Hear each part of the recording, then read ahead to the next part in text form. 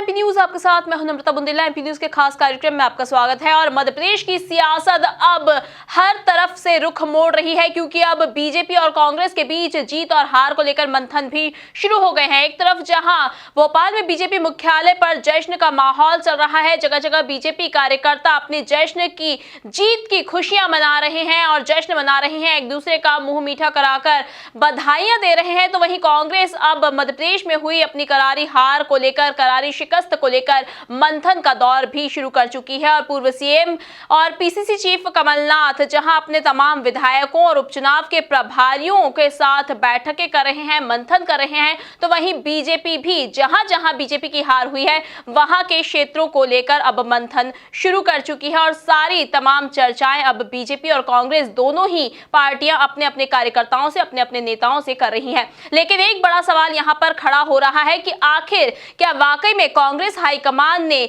पूर्व सीएम कमलनाथ के हाथों में मध्य प्रदेश उपचुनाव की कमान सौंपकर क्या कोई गलती है की है? ये सवाल हम इसलिए बोल रहे हैं क्योंकि ये हम नहीं, खुद कांग्रेस के ही नेताओं की ओर से सामने आ रहे हैं। हमारे संवाददाता युवराज इस वक्त हमसे जुड़े हुए हैं। युवराज, क्या वाकई में कांग्रेसी नेताओं को अब ये लगने लगा है मध्य प्रदेश में कांग्रेस की करारी हार के बाद कि कमलनाथ के हाथों में मध्य प्रदेश उपचुनाव की कमान सौंपकर हाईकमान ने कोई गलती की है? आखिर किस तरह के सवाल अब कमलनाथ पर उठ रहे हैं और कौन से वो नेता हैं, कौन से वो चेहरे हैं जो इस तरह के सवाल अब उठा रहे हैं और कमलनाथ की जवाबदारी पर सवाल खड़े कर रहे हैं? जी हाँ नम्रता, मैं आपको बता दूं कि मध्य प्रदेश के 28 सीटों पर उपचुनाव संपन्न हो चुके हैं, उनके नतीजे भी आ चुके हैं, जिसमें साफ तौर पर कांग्रेस को करारी शिकस्त मिली है। वहीं बीजेपी ने एक तरीके से विजय पताका लहराकर वापस से मध्य प्रदेश में अपनी सत्ता हासिल कर ली है। वहीं मैं आपको बता दूं कि मध्य प्रदेश में शिवराज सिंह चौहान की तारीफ हो रही है, तो वहीं कमलनाथ की कहीं ना कहीं किरकिरी हो चली है, क्योंकि चलती फिरती सरकार कमलनाथ के नेतृत्व क्षमता पर सवालिया निशान खड़ी कर रही है। क्योंकि कांग्रेस सरकार एक तो 15 साल बाद आई थी और उसमें भी 15 माह में ही गिर गई, तो कहीं ना कहीं कांग्रेसी कार्यकर्ताओं में अब असंतोष फैल रहा है। वहीं मैं आपको बता दूं कि आज कांग्रेस के विधायक दल की बैठक भी थी, कमलनाथ ने उस विधायक दल की बैठक को बुलाई थी और कहीं ना कहीं सूत्रों के मुताबिक हमें ये खबर मिली है कि विधायकों में असंतोष चल रहा है और तकरीबन 40 से 45 विधायक दिल्ली रवाना हो सकते हैं हाईकमान से शिकायत करने के लिए नेतृत्व क्षमता को लेकर। वही मैं आपको बता दूं कि कांग्रेस के ऐसे कई नेता हैं जो कि अब कानाफूसी कर रहे हैं, कमलनाथ के नेतृत्व क्षमता पर सवाल खड़े कर रहे हैं। कांग्रेस के वरिष्ठ नेता ब्रजभूषण नाथ ने साफ तौर पर ये सवाल खड़े किए हैं। उन्होंने कहा है कि कमलनाथ की हार का क्या कारण है? क्या उनका मैनेजमेंट फेल था? क्या उनके सर्वे गलत था? या फिर उनके राजनीतिक सलाहकार ही गलत थे? तो कहीं ना कहीं इतने बड़ा सवाल खड़े करना साफ तौर पर कांग्रेस में गुटबाजी की ओर इशारा कर रहा है और ये दिखा रहा है कि कांग्रेस के जो नेता है वो अब नेतृत्व क्षमता पर सवाल खड़े कर रहे हैं और वो चाहते हैं कि कांग्रेस में बदलाव हो।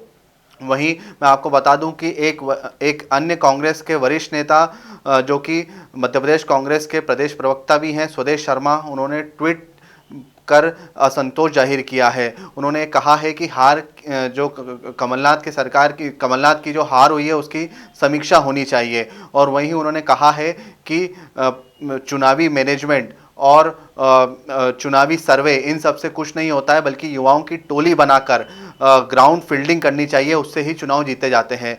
तो इतने बड़े सवाल खड़े करना कहीं ना कहीं असंतोष जाहिर कर रहा है कांग्रेसी कार्यकर्ताओं के बीच। वही मैं आपको बता दूं कि कांग्रेस की जो केंद्रीय टीम है वो कहीं ना कहीं मध्य प्रदेश में दखलंदाजी बिल्कुल भी नहीं कर रही है। और वहीं कांग्रेस के विधायकों का ये कहना है कि हाईकमान को मध्य प्रदेश की राजनीति में दखलंदाजी करनी चाहिए, क्योंकि अब मध्य प्रदेश में मंथन का समय आ चुका है मध्य प्रदेश कांग्रेस में।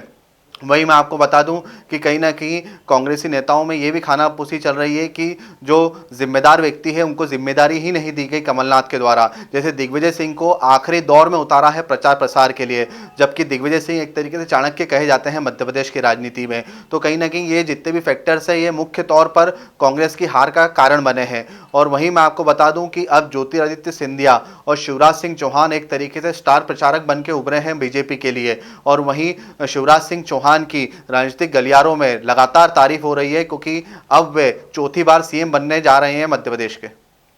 जी बिल्कुल, तो उपचुनाव के नतीजों के बाद अब मध्य प्रदेश की सियासत एक अलग ही मोड़ की ओर चल पड़ी है। आखिर मध्य प्रदेश में ये जीत हार के बीच सियासत कहां तक अपना रुख बदल पाती है, ये देखने वाली बात होगी। फिलहाल अगर हम बीजेपी और कांग्रेस की बात करें तो बीजेपी में जहां शिव ज्योति एक्सप्रेस मध्य प्रदेश में तेज रफ्तार से दौड़ रही है, तो वहीं कमलनाथ और दिग्विजय सिंह के सारे फॉर्मूले यहां पर खास तौर से बिकाऊ और गद्दार वाला फॉर्मूला अब मध्य प्रदेश की जनता के आगे नहीं चला, फेल होता यहां पर नजर आया। लेकिन शिवराज और ज्योतिरादित्य सिंधिया की बात करें तो शिवराज का अंदाज मध्य प्रदेश की जनता को भा गया, चाहे वो घुटनों के पर बैठकर जनता का अभिवादन करना हो या फिर मेरी बहनों मेरे भांजियों कहकर जनता को संबोधित करना हो। फिलहाल अब मंथनों का दौर शुरू हो गया है और जहां कमलनाथ की बात है तो कमलनाथ के ऊपर भी अब कांग्रेसी नेताओं की तरफ से भी तमाम तरह के सवाल अब खड़े हो चले हैं और गुटबाजी एक बार फिर कांग्रेस में देखने को मिल रही है। अब देखने वाली बात होगी कि किस तरह से कांग्रेस अपनी हार को लेकर मंथन कर पाती है,